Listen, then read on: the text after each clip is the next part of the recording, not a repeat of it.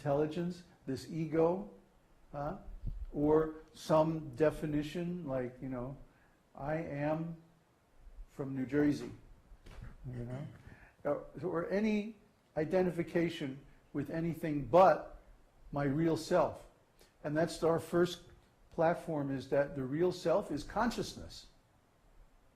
Not the body, not the mind, not the intelligence, not the ego, not the name, not the occupation, not the color or the religion or the race or the country. None of that is the self.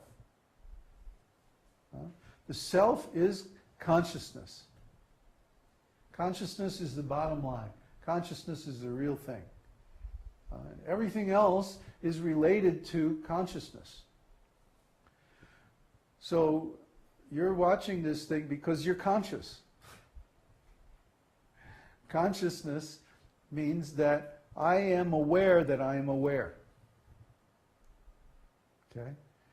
And consciousness requires a foreground and a background. Always. I've given the example so many times. The black cat in the black room at night. You won't see. You can't see. Because there's no contrast between the black cat and the rest of the room and the background. But you take the same black cat, you put in a white room at noon, you can easily see, effortlessly. Why? Because there's a foreground and a background, and there's contrast. So this is another reason why the monistic theory is bunk. Because monism says there is no difference. There is no contrast. There's no foreground, no background. It's all one. There's no difference between the consciousness and the object of the consciousness, is what they're saying. So if there's no difference, then there's no consciousness, because consciousness depends on difference for its operation. There has to be duality. Duality cannot be an illusion. Otherwise, our consciousness is also an illusion. And that's unacceptable. Because consciousness is the basic experience. Being conscious is the fundamental experience, and all other experiences are related to that fundamental experience. Without the experience of consciousness, no other experience has any meaning. If I knock you on the head and knock you out, then during the time that you're unconscious, you don't have any experience. Then later on, when you wake up, you can remember, oh, I was unconscious. But you can't remember anything else during that period. That's because the mind and the intelligence were not functioning at that time. So without consciousness, there is no other experience to recall or to be aware of. Consciousness is the fundamental experience. So then the question becomes, consciousness of what?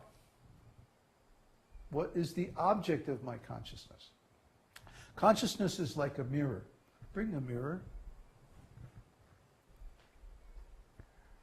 When you put something in front of a mirror, it's on top now. When you put something in front of a mirror, the mirror reflects it accurately. I'm going to demonstrate. There you are. Oops. So you put the mirror in front of the camera, the mirror reflects the camera. If I put the mirror in front of the light, the mirror reflects the light. You see? Is the mirror a light? No. Is the mirror a camera? No. But it takes on the qualities of those things because that's what a mirror does. It simply reflects whatever is in front. It doesn't care what the qualities of those things are. It simply reflects. Consciousness is like that. Whatever we direct our consciousness towards, consciousness will reflect that. and then that's what we experience. And who else is going to determine what the object of our consciousness is, except for us? We have the choice to direct our consciousness in a particular way. This is another fundamental fact. We can think of this, we can think of that. We have a choice. Nothing is forcing us to think of one thing or another. Nothing is forcing us to look at one thing or another. We have free will, free choice, given to us by God. This is fundamental. Why? Because the functions of the consciousness, or the symptoms of consciousness, include personality, individuality, identity, will, desire, emotions, thinking, the mind, all of these secondary symptoms of consciousness.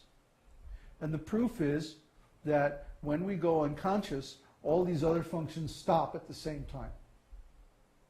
Or when the soul leaves the body at death, all these other functions immediately cease, simultaneously. So those functions are secondary symptoms of the soul, and the primary symptom is consciousness. So this consciousness can be directed towards this or that, and it will take on the qualities of whatever it's directed towards. When we direct our consciousness towards material energy, it takes on the qualities of the material energy. And when we direct it towards spiritual energy, it takes on the qualities of the spiritual energy. Actually, consciousness is already spiritual. Everybody is having a spiritual experience at every moment, because being conscious is the symptom of the soul. It is a spiritual quality of the soul. So, as long as we're conscious, we are actually experiencing something spiritual. But because we direct our consciousness at the sense objects through the body, we're accepting material qualities. And our consciousness also reflects these material qualities. And one of the material qualities is you can't change. You're not conscious. Just like, any material object. It's not conscious. It can't change. It can't do anything. It's just a lump of matter. It's inert. So, if we direct our consciousness towards material things, we will take on these material, or the consciousness will take on these material qualities, and we think, I can't change my consciousness. I can't do anything about my consciousness. I'm just an effect. Just a material object. I can't do anything. But this is completely bogus. This is a total illusion. This is the illusion of material existence. Darn mosquito.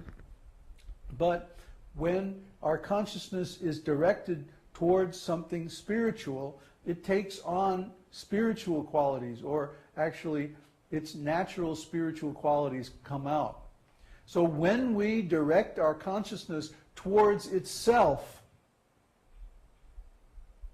then we realize ourself, and this is called self-realization.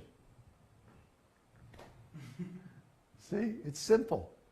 So who determines where your consciousness is directed? You do. Nobody else. This is why we meditate. We go in a quiet room, all alone, shut the door, sit down, close the senses, go inside, isolate consciousness, and then we turn the consciousness back toward itself. You can do this with consciousness. You can't do this with the camera. The camera can't take a picture of itself. My eyes can't see themselves. But with consciousness we can, because consciousness is reflective. It's reflexive. It's self-referential. In other words, you can have consciousness of consciousness. It's like a feedback loop. Like if I take two mirrors and put them in front of each other, you see one mirror reflects the other mirror, reflects the other mirror, reflects the other mirror, and then it looks like this this set of mirrors going back, back, back, back, back. That's feedback. So consciousness can reflect itself. Consciousness can illuminate itself. And you'd be surprised if you just try this. Just sit down for 5 minutes, close your eyes, and try to be conscious of your consciousness. And if you can get the mind and all that other distraction out of the way and really perceive your own consciousness, you will experience joy. Because one of the natural qualities of spiritual consciousness is bliss. Spiritual consciousness is Sat, Chit, and Ananda. Has these three attributes. Sat means eternal existence. Chit means knowledge, or consciousness itself. Not symbolic knowledge, not mental knowledge,